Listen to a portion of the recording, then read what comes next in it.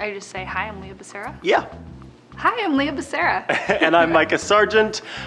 Today we're going to be talking about this little guy on my wrist, or gal, I haven't decided yet. It's the Apple Watch, and I've had it for a month. Leah's gonna ask me some questions that probably a lot of you might have about the Apple Watch, and hopefully you'll come out with, maybe some interest in purchasing one, or some knowledge and security in the fact that you're okay with your Fitbit or whatever other wearable device you have. So, let's get going. Okay, so first of all, you just got done telling me that your watch charges in an hour to 2 hours.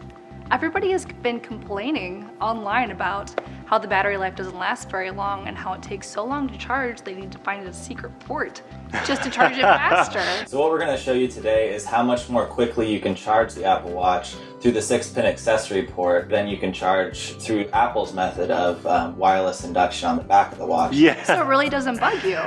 No. So I have actually literally have not had one day where I've had to worry about the battery. One of the things that it has on it is this little battery glance is what they call it, and it's just like short bits of information.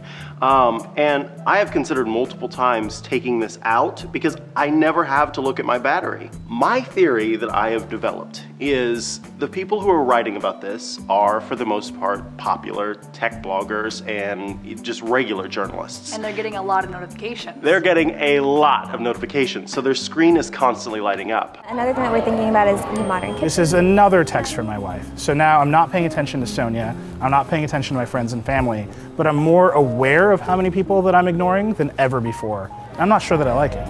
I am not as popular as them. For those of you who have an Apple Watch or are considering getting one, here's me saying right now, I caution against getting one of those bands that has the charger built into it. It just seems like a bad idea. I mean, on top of that, it's not even made by Apple. So a lot of times those things don't end up working, not necessarily that they don't work well, but they don't work at all after a certain amount of time because Apple might release an update that basically says, nope, sorry.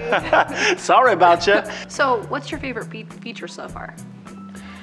Wow, that's a good question. Honestly, it's kind of lame, but my favorite feature is not really a feature, but it's just the design. When I saw all of the videos online, it just looked a lot thicker in the videos and the photos online, and it's just a lot thinner. It just looks good, and I've had a few people, notice that it was an Apple Watch, but other people who didn't said, oh, that's a cool watch. And I was like, thank God they didn't know it was an Apple Watch. They didn't ask me about it. But one of my good friends, she said, that just looks like a regular men's watch. It doesn't look like a nerdy, rock on your wrist. So overall, the design. Do you use the health tracker at all? The one where it tells you like stand up? The Activity app can help motivate you to sit less, move more, and get some exercise. All that good stuff. Yeah, so I've been made fun of for that too. Oh no. But I don't care because I feel healthier than I ever have before. One of the downsides of being a journalist and, spending most of your time writing or producing or doing whatever is a lot of sitting.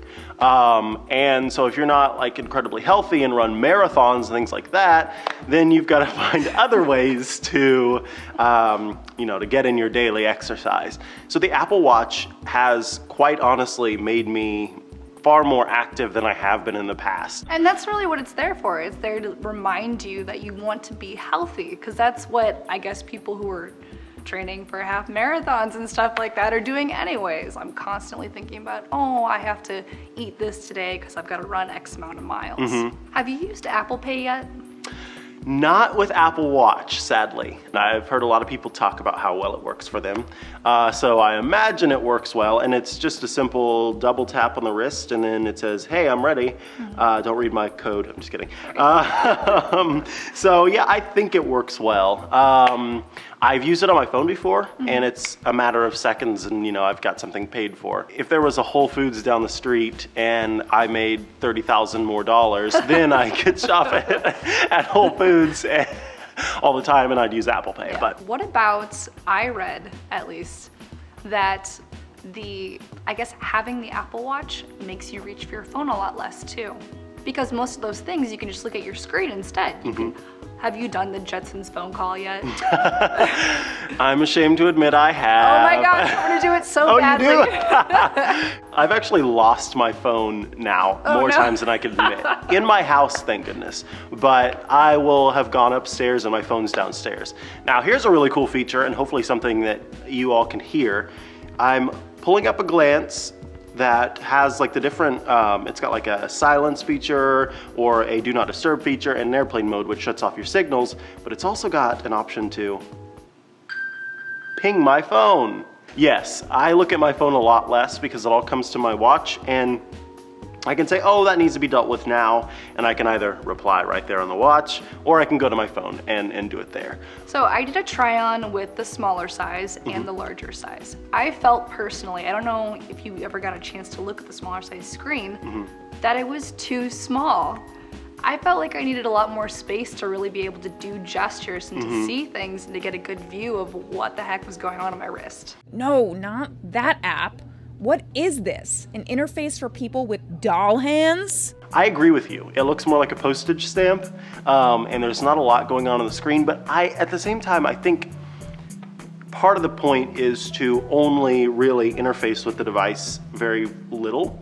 And so the size of the screen shouldn't matter too much because you won't be like, looking at photos and zooming into photos really far, like what is that in there? With the digital crown, which is the little spinner on the side, your finger will touch the screen less. So you can do most of your scrolling and interactions from there. So do you have any apps on your Apple Watch right now that are not natively coded?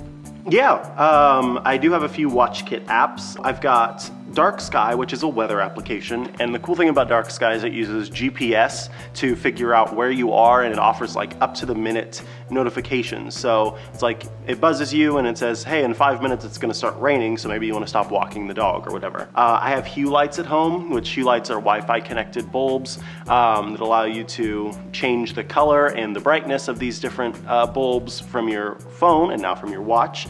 Other than that, I've got an app called Parcel, which keeps track of deliveries. The DirecTV app, yes, I am not a cord cutter, I'm ashamed to admit, and that allows you to quite literally control your DirecTV system from your watch.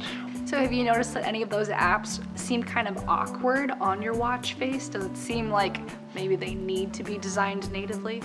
Yes, most of them are very slow because right now the way that they communicate is it's just basically like this little window into your phone. So it's using Bluetooth and Wi-Fi to communicate. So you tap on the watch and then it communicates that you've tapped to the phone, and the app on the phone will then do its calculations and send that information back to the watch. So that slows things down quite a bit. What was the most difficult to master gesture? Sometimes I'll still end up scrolling on the screen instead of just using the digital crown. The whole point of that is to get your finger off the screen so you can see what's going on. So yeah, I think that about covers it. Yeah.